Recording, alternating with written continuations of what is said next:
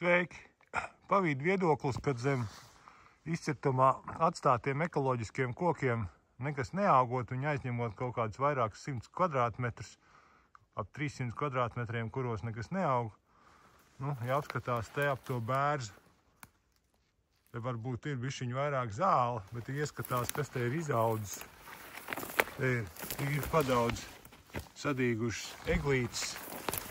Būtībā viss tā bērza apakš ir saaugusi ar jaunajām eglītēm, kuras tev uz katru kvadrātmetru ir vairākas. Noteikti būs kaut kāds egļu puduris.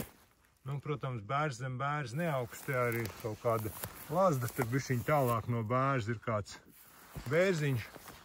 Ja apskatāmies, kas te pat blakus notiek, te ir osis ar egli. Nu, varbūt zem pie paša stumbra tur tā zāles veģetācija it kā ir mazāka, bet joprojām te ir pilns ar mazajām eglītēm. Šitas ir zem oša.